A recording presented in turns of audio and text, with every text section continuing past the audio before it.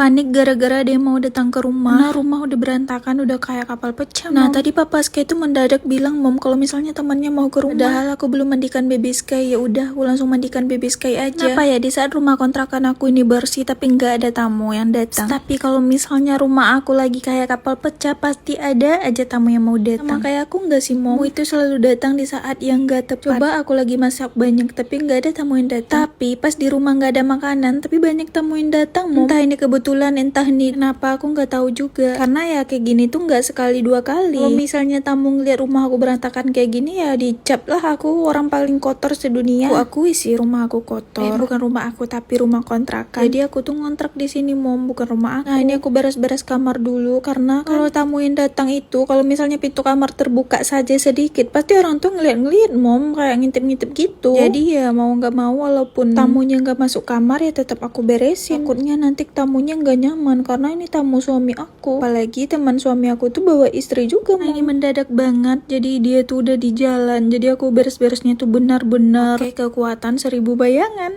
Kelahiran tahun 90-an pasti tahu kan urusan 1000 bayangan itu. Kalau misalnya waktu aku kecil dulu sering tuh apa ya, Ronalwati ya, lupa aku namanya, Ronalwati kalau nggak salah yang botak itu. Jadi nostalgia deh aku. Alhamdulillah kamar aku udah beres, tinggal beresin lagi rumah yang lain. Lanjutnya aku pindah ke ruangan makan sekalian ruangan nyuci jadi satu. Karena rumah kontrakan aku ini sempit banget, jadi ruang cuci sama ruang makannya itu jadi satu. Nah, ini piring semalam udah bau busuk tapi belum diangkat. Ya, karena kalau misalnya punya baby itu susah, Mom. Kalau misalnya malam hari tuh rempong banget, jadi pagi hari pun masih merengek-merengek minta kasih. Jadi untuk mengerjakan pekerjaan rumah kayak gini tuh benar-benar susah. Punya anak bayi pasti ngerasain hal yang sama kayak aku. Ya, konten aku ini memang kegiatan sehari-hari aku tanpa ada rekayasa. Ya, kalau misalnya kehidupan sehari-hari aku ya kayak gini, Mom, nyata. Tahu nggak apa yang bikin aku tuh susah untuk beres-beres? Kalian lihat kan anak yang baju biru itu nyempil aku terus, Mom. Jadi kemana-mana harus aku bawa anak yang baju biru itu. Kalau misalnya dia nggak di dekat aku, nanti dia bakal nangis, bakal tantrum. Kadang emak-emak satu anak nih ikut tantrum juga. Ya, yang namanya punya anak kecil ya kayak gini lah, Mom. Serba susah, serba salah. Nah, giliran anak sakit, giliran anak kenapa-napa, nanti emaknya juga yang salah. Ini aku mau nyapu-nyapu dulu, Mom. Kalian bisa lihat sampah aku udah menumpuk banget. Kalian tahu nggak ya bikin aku kesal itu? Tamu mau datang, piring aku udah bau busuk, tapi air nggak ada untuk cuci piring. Jadinya gimana ya? Aku mau beresin gak bisa. Untuk cuci piringnya aku skip aja. Jadi untuk sisa-sisa makanan itu aku taruh di dalam plastik aja, nanti biar nggak bau busuk. Aku lanjut untuk beresin ruang tamu ya, Mom. Walaupun ruang tamu aku ini nggak ada sopannya, tapi ini tetap ruang tamu kan di bagian depan. Nah, ginilah, Mom, keadaan rumah aku di pagi hari. Semuanya berantakan. Ya, aku pakai baju ini lagi ya, Mom. Bajunya udah dicuci kok. Nanti kalian bilang pula aku belum mandi. Baju ini tuh aku suka banget. Jadi setelah dicuci, setelah kering langsung aku pakai. Setelah beres-beres ini aku mau masak dulu, Mom. Mumpung tamunya belum datang, jadi aku masaknya buru-buru. Aku masak sayur sama goreng ikan teri aja. Masaknya simpel-simpel aja karena ini mendesak banget kan.